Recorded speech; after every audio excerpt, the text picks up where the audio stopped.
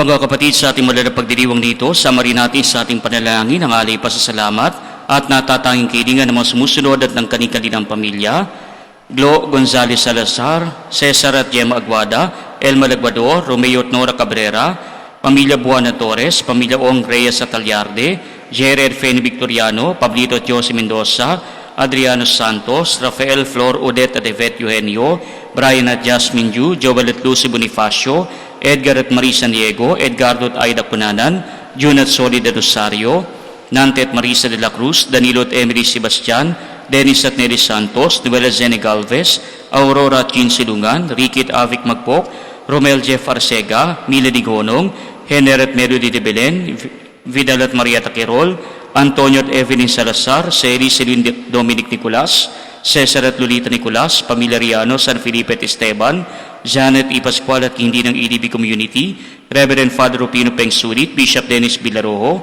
para sa kaligtasan ng mga sumusunod at ng kanilang pamilya, mga kasapi ng Knights of Columbus, Holy Child Council, 6737 ng Bustos at ng Catholic Women's League ng Lawa, Mikawayan, mga drivers at employees ng Mile Vine Trucking, Angelo, Paulo, Chico, Anthony Santarita, Victoria Divina MC, Dina Saavedra, Jody Diana Marfil, Camila Lazaro Aquino, Piling Villanueva, Nick at Evelyn Rillera, Arman at Amy Isma, Emelita de la Cruz, Janet Wawa Tamani, Dr. Barat Marito Lintino, Gigi Bautista Alejandro, Evelyn Bunag, Susan Dumaday, Dr. Chester Galapis, Jaime at Jovian Cruz, Maria G. Adap, Dr. Ken Adap, mga medical staff ng Santo Niño Hospital sa Bustos at Region 2 Trauma and Medical Center sa Bayambong, Nueva Vizcaya, at lahat ng mga frontliners at mga kawani ng pamalang nasyonal at lokal, lalo na ng lungsod ng San Jose del Monte.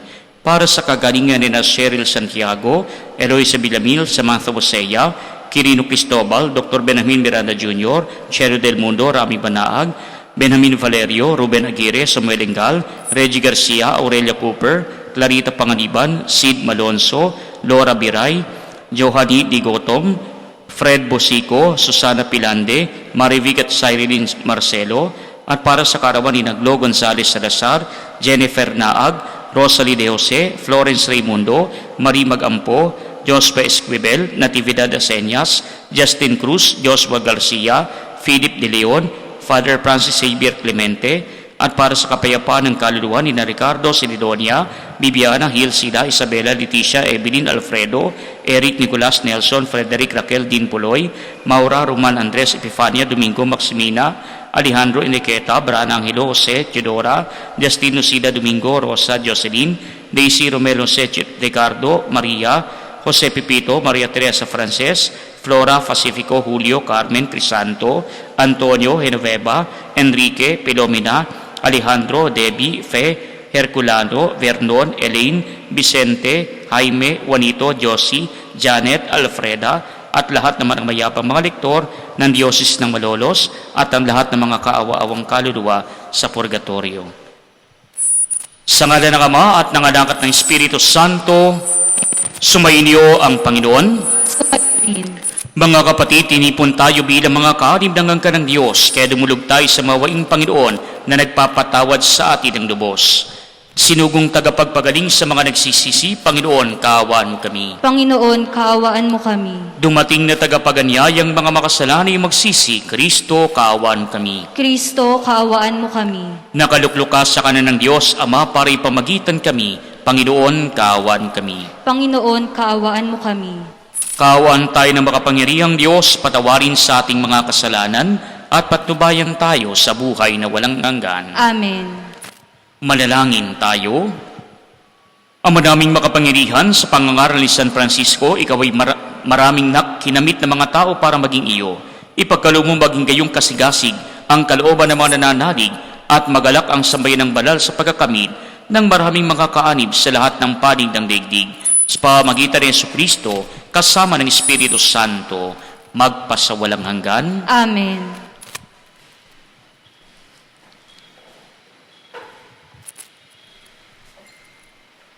Ang salita ng Diyos mula sa aklat ni Propeta Isaías.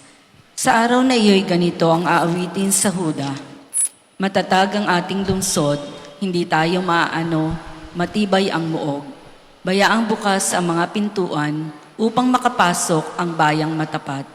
Binibigyan mo ng lubos na kapayapaan ang mga taong matapat na tumatalima at nagtitiwala sa iyo. Magtiwala kayong lagi sa Panginoon, pagkat siya ang kublihang walang hanggan. Binababa niya ang mga palalo, lungsod mang matatag ay binabagsak, pati muog ay winawasak, hanggang sa maging tapakan ng mga taong hamak at tungtungan ng mga mahirap. Ang salita ng Diyos. Salamat sa Diyos. Pinagpalang dumarating sa ngalan ng puon natin. Pinagpalang dumarating sa ngalan ng puon natin. O pasalamatan ang Panginoong Diyos, pagkat siya'y mabuti, ang kanyang pag-ibig ay napakatatag at mananatili. Mabuting di hamak na doon sa puon magtiwala ako, kaysa panaligan yaong mga tao. Higit ngang mabuting ang pagtitiwala sa puon ibigay, kaysa pamunuan ang ating asahan.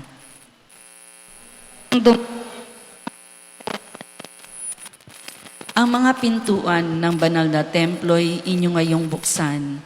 Ako ay papasok at itong Panginooy papupurihan. Ito yaong pintong pasukan ng puon ang Panginoong Diyos. Tanging ang matuwid, ang pababayaang dooy makapasok. Aking pinupuri, ikaw o puon, yamang pinakinggan, dininig mo ako't pinapagtagumpay. Pinagpalang dumarating sa ngalan ng puon natin. Kami ay iligtas, tubusin mo poon. Kami ay iligtas at pagtagumpayin sa layunit hangad. Ang pumaparito sa ngalan ng poon ay pagpapalain. Magmula sa templo, mga pagpapalay kanyang tatanggapin. Ang poon, ang Diyos. Pinagpalang dumarating sa ngalan ng puon natin.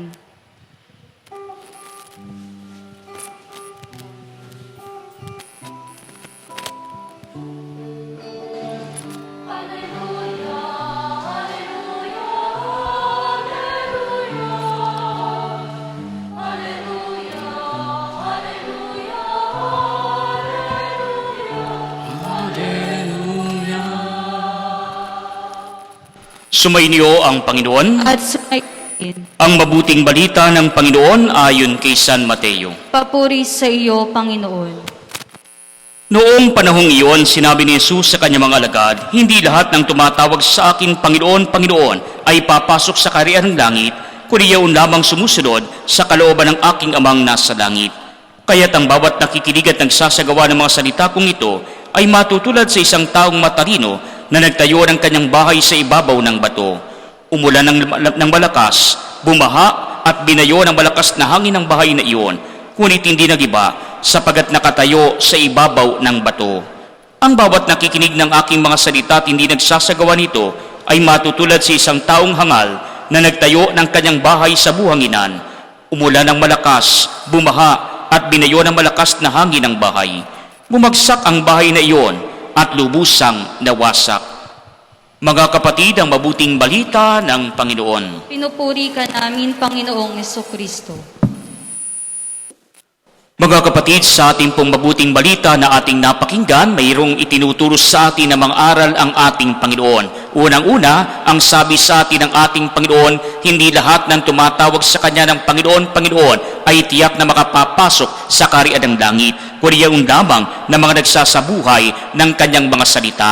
Kaya nga po ang unang aral para sa atin, mga kapatid, ay yung po bang ang kaharian ng ating Panginoon, ang mabuting balita, ang pangangaral ng ating Panginoon ay nag-aanyaya sa atin para magbagong buhay. Kaya nga po kinakailangan, hindi lamang tayo hanggang salita, hindi lamang tayo hanggang papuri sa ating Panginoon. Nararapat din naman na ipapakita natin ito sa ating mabuting halimbawa. Kaya nga po hindi po pwedeng tayo ay praise the Lord ng praise the Lord, pero pagdating sa bahay, iba naman ang ating sinasamba. Pagdating sa bahay, iba naman ang ating sinusundan. Baka mamaya, mga kapatid, pagdating dito sa simbahan, ang ating sinusundan ay si Lord. Pero pagdating sa bahay, sumasama tayo o kaya naman ay kung ano-ano ang ginagawa natin, kung sino-sino ang ating sinusundan. Merong drug lord, merong wedding lord, may iba-iba pang lord na ating sinusundan. Kaya nga po hindi po pwedeng ganoon kasi tayo iisa lamang ang ating Panginoon. Hindi drug lord,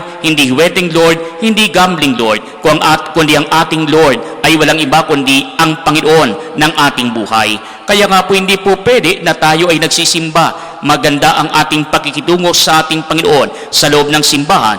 Pero pagdating naman sa labas ng simbahan, iba naman ang ating pag-uugali. Kaya nga po hindi dapat nagkakaiba sapagat ang sinasamba nating Diyos sa loob ng simbahan, sa loob ng ating pagtitipong pangliturya, sa loob ng banal na misa, ay ang parehong Diyos na ating sinasamba maging sa labas ng gusaling pangsimbahan. Kaya nga po sa bawat sandali, ang Diyos ang dapat nating sambahin, ang Diyos ang dapat nating sundan, kaya nga ang Diyos ang dapat nating maging huwaran sa ating pamumuhay. Kaya nga kung tayo ay tagasunod ng ating Panginoon, maipapakita natin sa ating paggawa ang ating pagbabago. Mapapakita natin na mula sa pagiging masama, tayo nagiging mabuti, at mula sa pagiging mabuti, mas nagiging mabuti. Kaya nga po ang ating pagbabago ay patungo sa kabutihan, hindi patungo sa kasamaan. Ang ating pagbabago ay patungo sa landas ng kabanalan, hindi pagkalugmok sa landas ng kasalanan. Kaya nga po mga kapatid, kung sa buhay natin,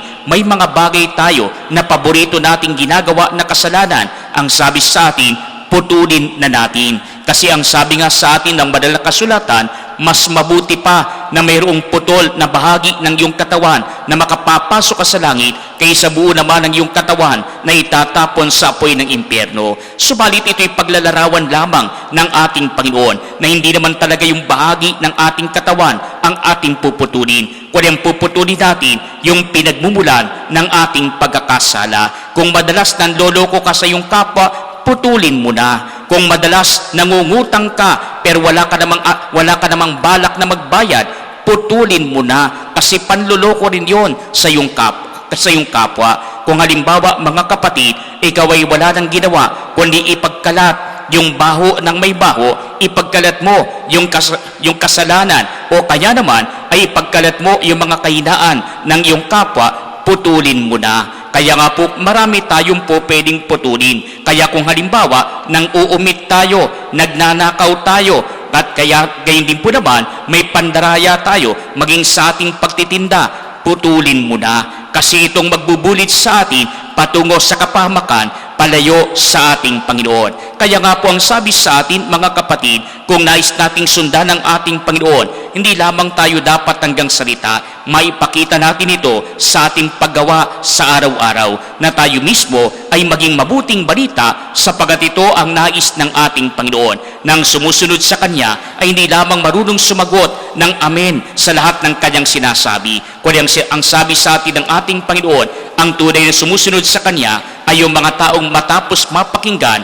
ang mabuting balita, ito naman ay kanilang isinasabuhay, na matapos mapakinggan ang salita ng ating Panginoon, may papakita nila ito sa kanilang halimbawa sa araw-araw. Kaya nga po ito ang dapat nating unang tandaan kung ninanais natin na sundan ang ating Panginoon patungo sa Kanyang kaharian, na tayo mismo inaanyayahan ng Panginoon magbagong buhay patungo sa kabutihan. At yun po naman mga kapatid, ikalawa na halimbawa sa atin at aral sa atin ng ating mabuting balita, hindi lamang tayo sumusunod sa ating Panginoon na tayo mismo ay nagbabagong buhay para sa ating ganang sarili, kundi tayo tinatawagan ng ating Panginoon maging daluyan ng pagpapala para sa ating kapwa. Kaya nga po hindi po pwede na tayo mismo madalas nagpo-post doon sa Facebook at ano nakalagay, feeling blessed, o kaya blessed na blessed, pero hindi ka naman mautusan sa bahay.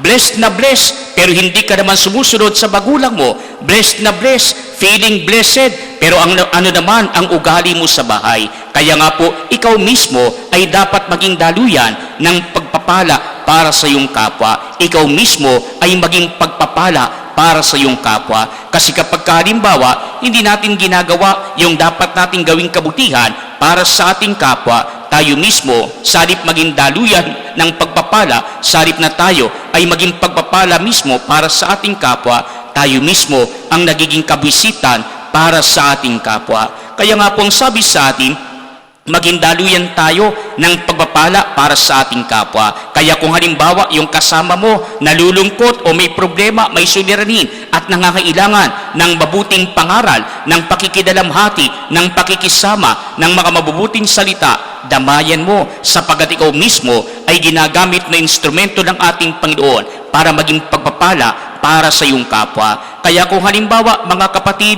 doon sa ating mga samahan, doon sa ating mga grupo na pangsimbahan, napansin mo na yung isang kasama mo, tila nandalamig sa pananampalataya, puntahan mo, kumustahin mo. Bakit? Kasi baka mamaya, kinakailangan lang niya ng isang taong muli ay aakay sa kanya, pabalik sa mas matibay na pananampalataya. Kaya nga po ikaw mismo ay nagiging buhay na pagpapala para sa iyong kapwa. At hindi po naman, mga kapatid, kung yung kapwa mo nagkakamali, naliligaw ng landas, ano ang dapat nating gawin? Tayo mismo ay maging pagpapala para sa ating kapwa kung maaanyayahan natin ang ating kapwa para siya ay magbago ng kanyang landas. Mula sa dating pagkamakasalanan, siya mismo ay magbagong buhay at maging mabuting tao, bumalik sa paglakad patungo sa landas ng kabanalan, patungo sa ating Panginoon. Kaya nga po pwede tayo na maging buhay ng pagpapala para sa ating kapwa kung tayo mismo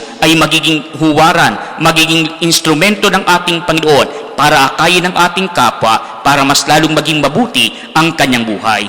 At ikatlo na dapat nating tandaan na aral sa atin ng mabuting balita, magkaroon tayo ng malalim na pananampalataya, umasa tayo sa ating Panginoon. Kaya nga ang sabi sa atin ng ating Panginoon sa ating mabuting balita, yung mga tao na nakikinig ng salita ng Diyos at nagsasabuhay nito ay walang pinagkaiba sa isang taong marunong na nagtayo ng kanyang bahay sa ibabaw ng bato. Dumaan man ang unos, humampas man ang malakas na hangin, bayuhin man ang bahay na ito, hindi kagad masisira. Bakit? Sapagat nakakapit sa magandang sandigan, nakakapit mismo sa bato na matibay. Kaya po mga kapatid, kung tayo ay katulad lamang ng mga taong hangal na kung saan nakikinig nga ng salita ng Diyos pero hindi naman nagsasabuhay, wala tayong pinagkaiba sa isang bahay na itinayo sa buhanginan.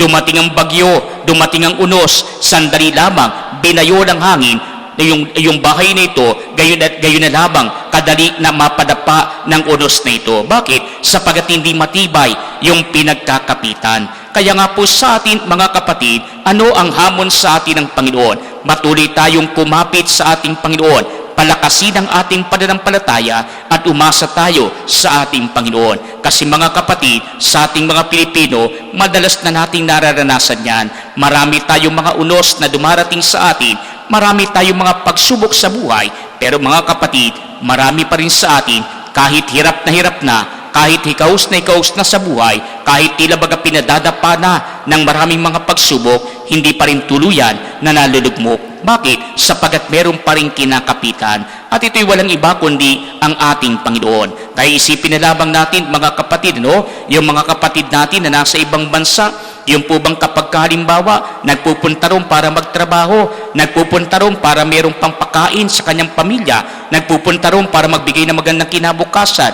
para sa kanyang mga mahal sa buhay, hindi alintana yung maraming hirap, yung pong kalungkutan na malayo ka sa pamilya mo. Ano pa? Yung po bang kumisan, matatapat ka sa amo mo na dayuhan na nga, hindi pa maganda ang pakikitungo sa iyo. Bakit? Kumisan po ang babadang tingin ng mga dayuhan sa atin. Basta Pilipino, magnanakaw.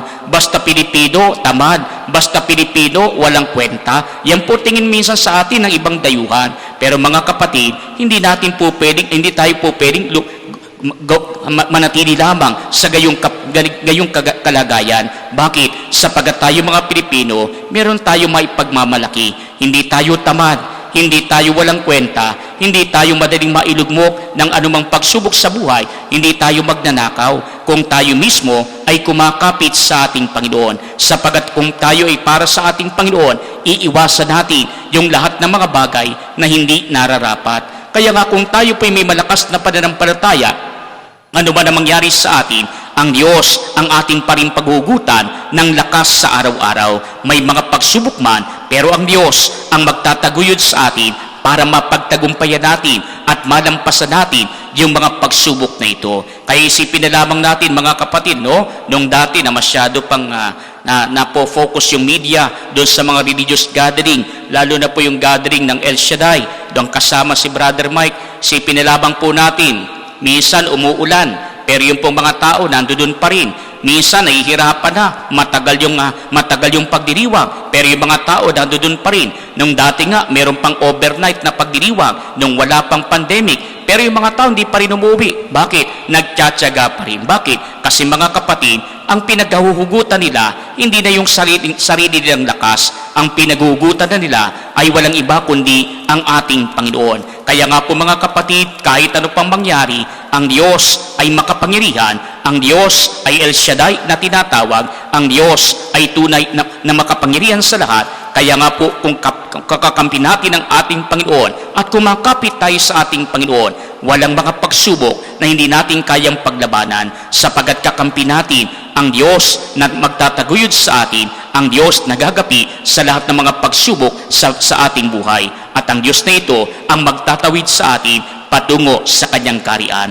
Kaya nga po ang hamon sa atin ng ating Panginoon, sana isabuhay natin ang salita ng Panginoon. Sana maipakita natin sa ating mabuting halimbawa sa ating paggawa ang lakas ng ating pananampalataya at tayo mismo ay maging buhay na pagpapala para sa lahat ng tao sa ating paligid.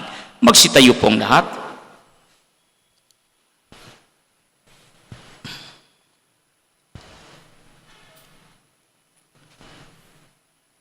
Mga kapatid, bunga ng pagtitiwalang ipagkakalob ng Diyos Ama ang ating mga kahilingan. Kasama si San Francisco Javier, buong katapatan tayong tumawag sa ating Panginoon at sa bawat pananglitan ang ating po itutugon. Panginoon, dinggin mo ang aming panalangin. Panginoon, dinggin mo ang aming panalangin. Ang Santo Papa, mga obispo, mga pari at mga relihiyoso, naway maging tapat sa kanilang pagtatalaga ng sarili sa Diyos. Manalangin tayo sa Panginoon. Panginoon, dingin mo ang aming panalangin. panalangin.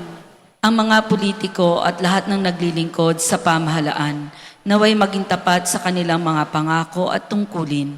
Manalangin tayo sa Panginoon. Panginoon, dingin mo ang aming panalangin. Ang ating pananampalataya, naway magkaroon ng matibay na patutuo sa ating mga gawa at hindi lamang sa mga salita. Manalangin tayo sa Panginoon. Panginoon, dingin mo ang aming panalangin. Tayong lahat na may ginagampan ng tungkulin at pananagutan, naway maayos na makatupad sa ating mga gawain. Manalangin tayo sa Panginoon. Panginoon, dingin mo ang aming panalangin. Ang ating mga namayapang kamag-anak at kaibigan, naway makatanggap ng kanilang gantimpala sa kabilang buhay sa piling ng Diyos. Manalangin tayo sa Panginoon. Panginoon, dingin mo ang aming panalangin. Ama, ikaw ang aming lakas sa oras ng aming pangangailangan. Buksan mo ang aming mga puso sa iyong biyaya at akayin mo kami sa iyong kaharian. Inihiling namin ito sa pamagitan ni Kristong aming Panginoon. Amen.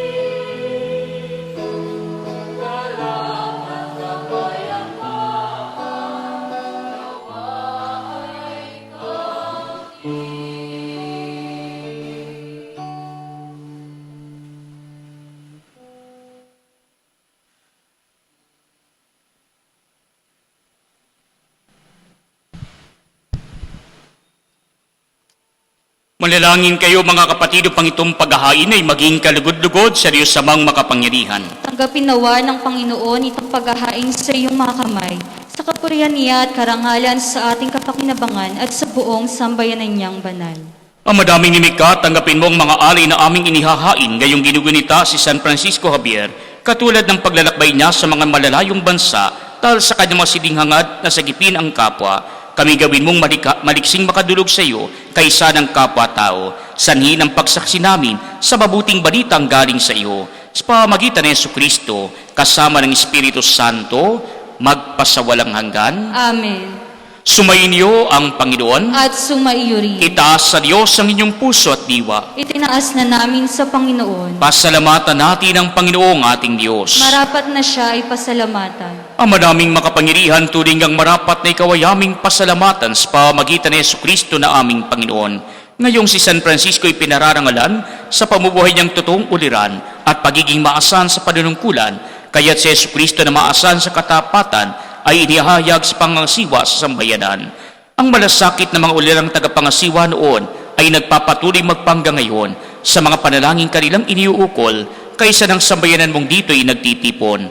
Kaya kaysa ng mga anghel na nagsisiawit ng papuri sa iyo nang walang humpay sa kalangitan, kami nagbubunyi sa iyong kadakilaan. Santo, Santo, Santo, Panginoong Diyos ng mga hukbo, napupuno ang langit at lupa ng kadakilaan mo, o sana sa kaitaasan, pinagpalang na paririto sa ngalan ng Panginoon, o sana sa kaitaasan.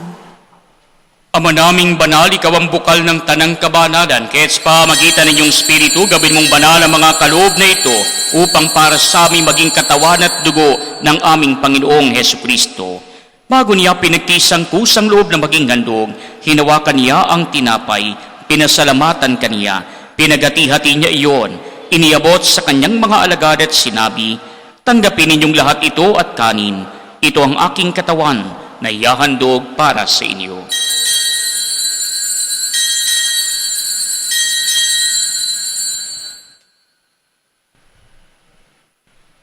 Gayun din naman noong matapos ang hapunan, hinawakan niya ang kalis, muli kaniyang pinasalamatan. Iniabot niya ang kalis sa kanyang mga alagad at sinabi, tanggapin ninyong lahat ito at inumin. Ito ang kalis ng aking dugo, ng bago't walang hanggang tipan. Ang aking dugo ay ibubuhos para sa inyo at para sa lahat, sa ikapagpapatawad ng mga kasalanan. Gawin ninyo ito sa pag-alala sa akin.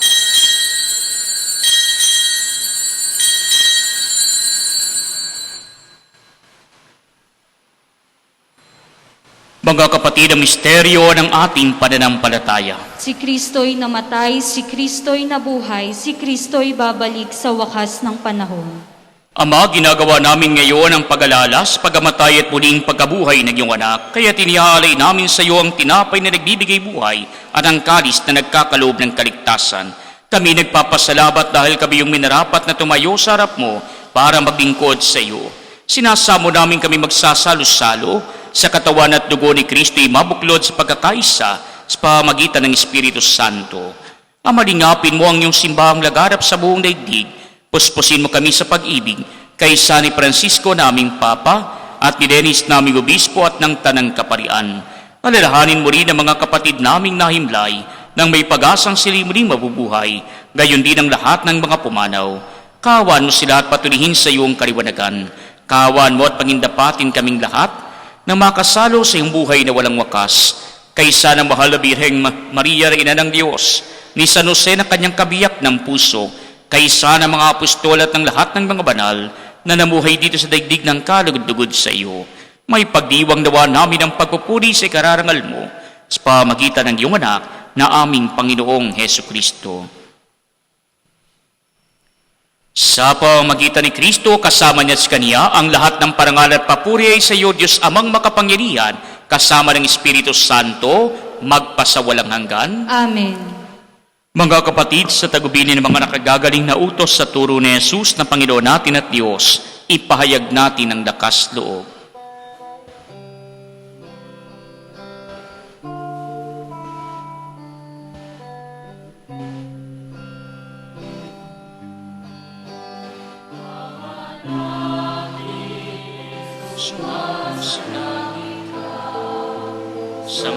Sambahin ang ngalan mo, mapasahangin ang kaharian mo, sundin ang loob mo dito sa lupa para nang sa langit.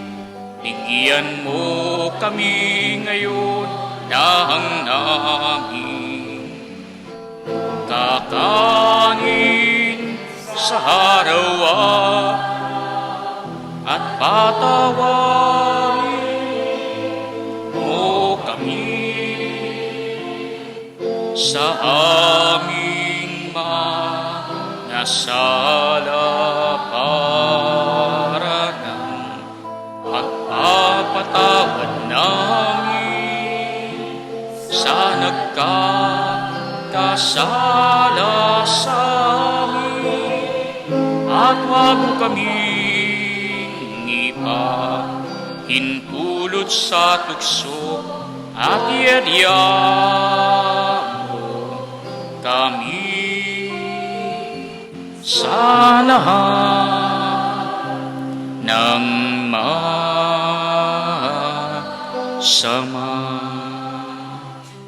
Hinihiling namin kami iadya sa lahat ng masama, pagkalooban ng kapayapaan araw-araw, iligtas sa kasalanan at ilayo sa lahat ng kapahamakan, samantalang aming pinananabikan ang dakilang araw ng pagpapahayag ng tagapagligtas naming si Hesu Kristo. Sapagkat iyo ang kaharian at ang kapangyarihan at ang kapurihan magpakailanman. Amen. Panginoong Hesu Kristo, sinabi mo sa iyong mga apostol, kapayapaan ang iniiwan ko sa inyo, ang aking kapayapaan ang ibinibigay ko sa inyo. Tunghayan mo ang aming pananampalataya at huwag ang aming mga pagkakasala. Pagkalooban mo kami ng kapayapaan at pagkakaisa ayon sa iyong kalooban, kasama ng Espiritu Santo, magpasawalang hanggan. Amen. Ang kapayapaan ng Panginoon ay laging sumainyo. At sumaiyo rin. Magbigayan kayo ng kapayapaan sa isa't isa.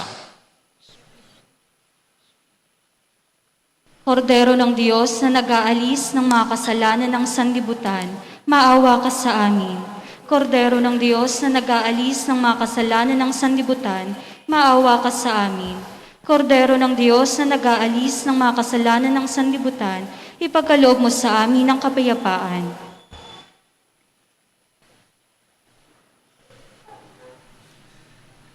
Mga kapatid, ito si Kristo ang Kordero ng Diyos na nag-aalis ng mga kasalanan ng sanlibutan. Mapapalad tayong inaanyayahan sa kanyang banal na piging. Panginoon, hindi ako karapat-dapat na magpatuloy sa iyo, ngunit sa isang salita mo lamang ay gagaling na ako.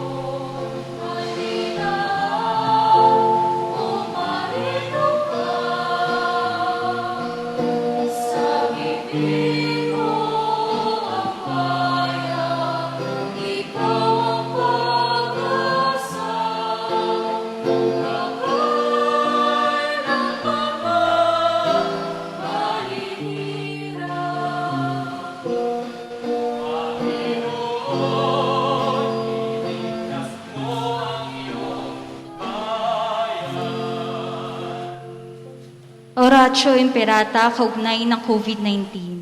Makapangyarihan at mapagmahal na Ama, nagsusumamo kami sa iyo upang hilingin ang iyong patnubay laban sa COVID-19 na nagpapahirap sa marami at kumitil na ng mga buhay. Gabayan mo ang mga dalubhasang naatasan na tumuklas ng mga lunas at paraan upang ihinto ang paglaganap nito. Patnubayan mo ang mga lumilingap sa may sakit upang ang kanilang pagkalinga ay malaki pa ng husay at malasakit. Itinataas namin ang mga nagdurusa, makamtanawan nila ang mabuting kalusugan. Lingapin mo rin ang mga kumakalinga sa kanila. Pagkamitin mo ng kapayapaang walang hanggan ng mga pumanaw na. Pagkalooban mo kami ng biyaya na magtulong-tulong tungo sa ikabubuti ng lahat. Pukawin sa amin ang pagmamalasakit sa mga nangangailangan. Nagsusumamo kami ng iyong ihinto na ang paglaganap ng virus at ipagadya kami sa lahat ng mga takot. Hinihiling namin ito sa pamamagitan ni Jesucristo na nabubuhay at naghaharing kasama mo at ng Espiritu Santo, iisang Diyos magpasawalang hanggan. Amen. Dumudulog kami sa iyong patnubay, mahal na Ina ng Diyos. Pakinggan mo ang aming mga kahilingan sa aming pangangailangan at ipagadya mo kami sa lahat ng kasamaan, maluwalhati at pinagpalang Birhen. Amen. Mahal na Birhen, mapagpagaling sa may sakit, Panalangin mo kami. San Rafael Arcangel, Panalangin mo kami. San Roque, Panalangin mo kami. San Lorenzo Ruiz, Panalangin mo kami. San Pedro Calungsod, Panalangin mo kami. San Pedro Apostol, Panalangin mo kami.